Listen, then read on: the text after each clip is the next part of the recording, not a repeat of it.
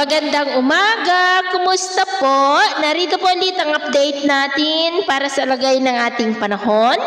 Ngayong umaga po ng February 7, 2026. Sa ngayon po ay humina na nga ang bagyong Basyang at isa na lamang itong LPA habang nasa south of Panay Island at posible rin na malusaw na yan between 24 to 36 hours dahil po sa presensya ng lumalakas ng amihan.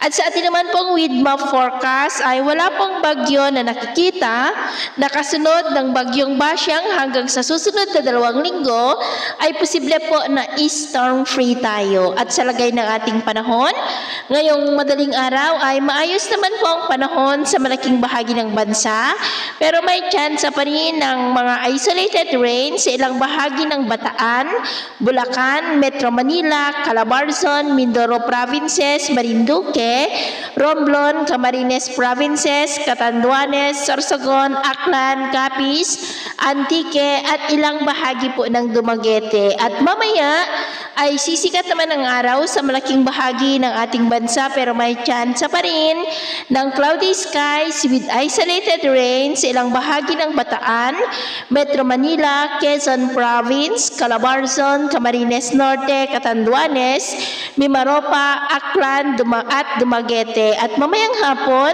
mas maraming lugar ulit ang makakaranas ng mas maulap na kalangitan with isolated rains, lalo na po sa ilang bahagi ng Cagayan Valley, Bulacan, Southern Luzon at ilang bahagi ng Visayas at Mindanao, kaya mag-ingat pa rin tayo sa mga banta pa rin po ng mga pagbaha at pagguho ng lupa.